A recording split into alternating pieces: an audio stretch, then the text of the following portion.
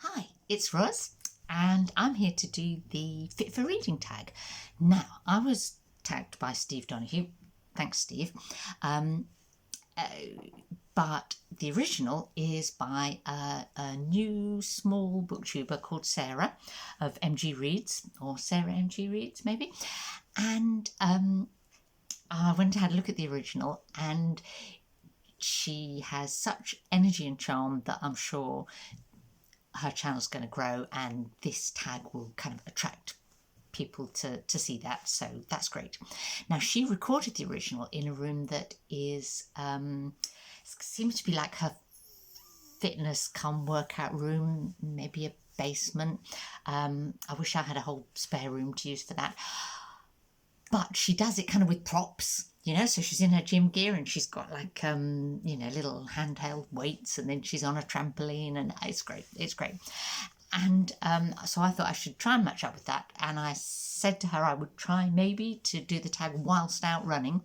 But actually I ran today with Steve, and we did a lovely 10k together, and although he's very considerate of my booktubing foibles, I think to have said, can we stop halfway through this run for me to record a book tag, might have just pushed his tolerance over the edge. So instead, you get me full of post-run glow and endorphins.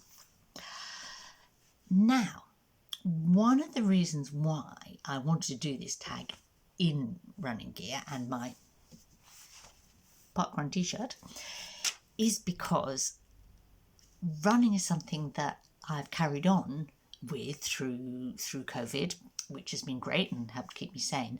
But one of the things that I've really missed during COVID is parkrun and my Saturday morning communal running experience, which is how parkrun works. So I'm kind of hoping to find out by doing this tag in this gear if there's other runners, and in particular parkrunners out there on BookTube. Tell me about it if so. I want to hear in the comments, but we'll come to that at the end. Let's have a go at the questions. So they're all fitness related. Question number 1, Zumba, I think.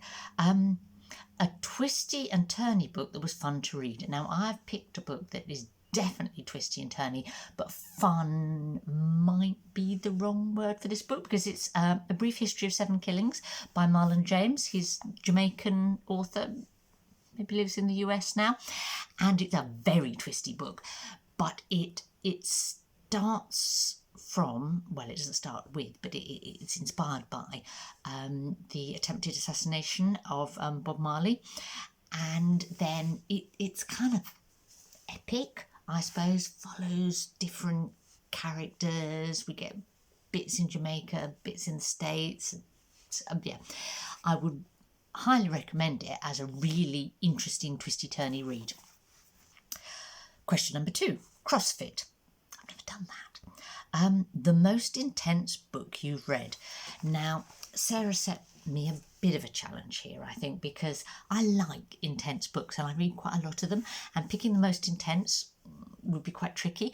Probably the most intense I've read this year would be Hurricane Season by Fernanda Melchor, which I found very interesting and satisfying, but a lot of people found too violent and perhaps too intense.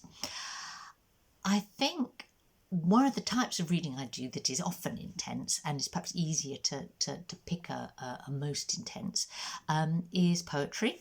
And so my most intense book of the past kind of 12 months or so is Transcript by Heimrad, and it's an Austrian book. And you know how people say the Holocaust is unspeakable? Well, what Bakker has done is use its own words to speak about it, if that makes sense.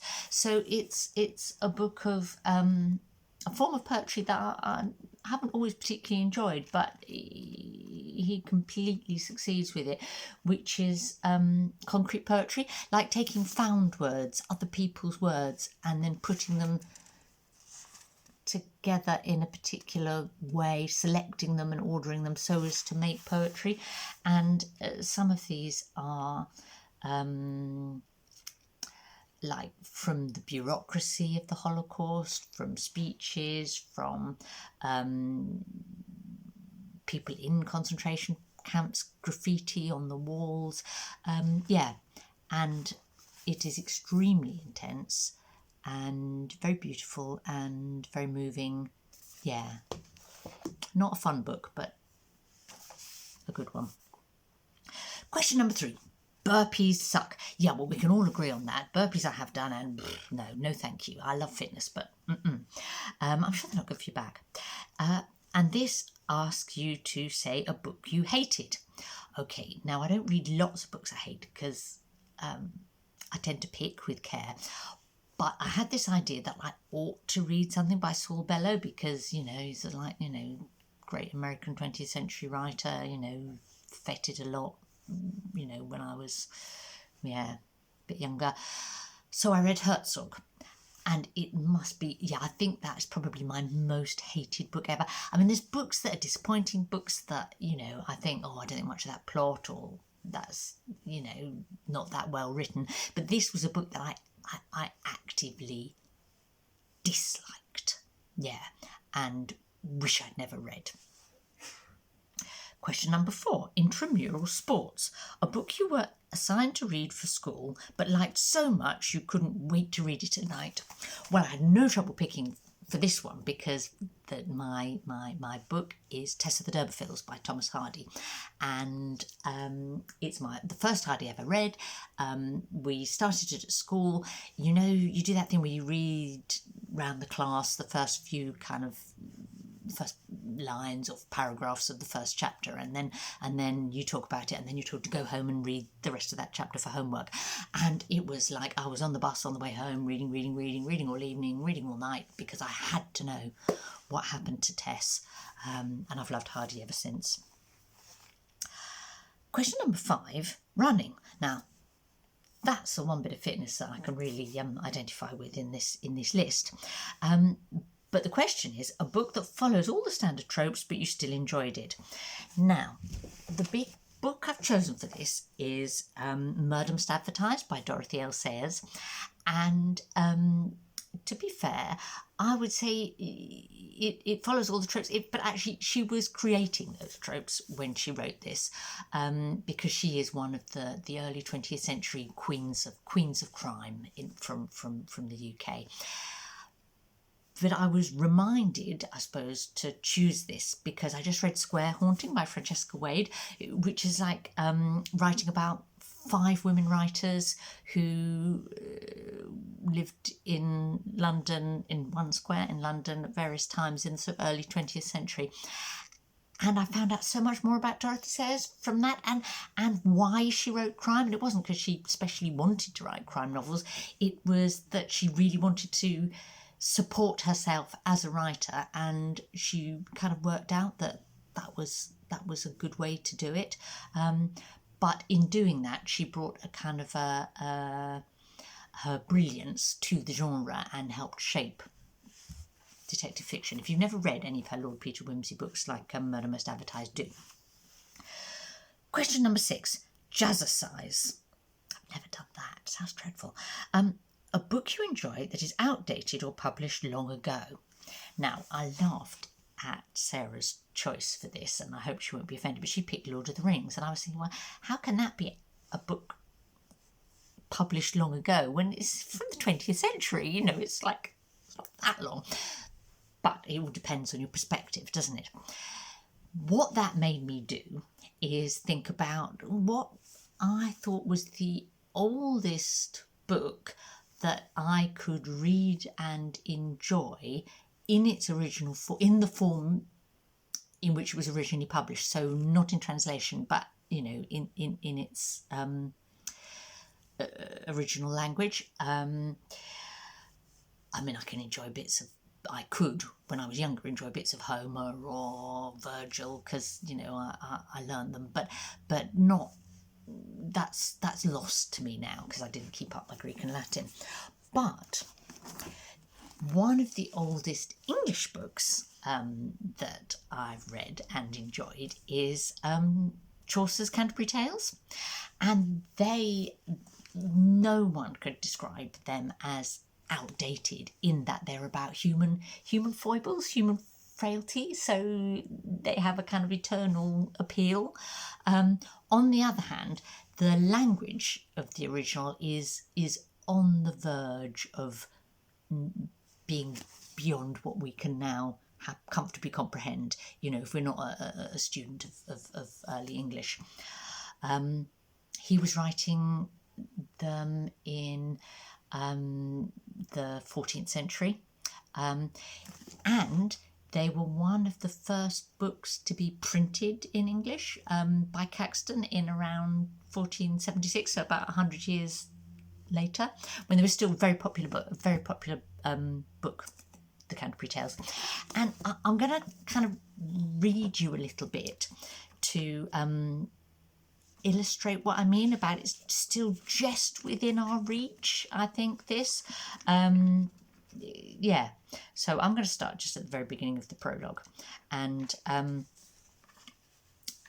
have to say, I'm not a student of Chaucer or of early English. My pronunciation, I'm actually not going to attempt to pronounce it as it should be. I'm almost going to bring out the more modern way that we say some of these words.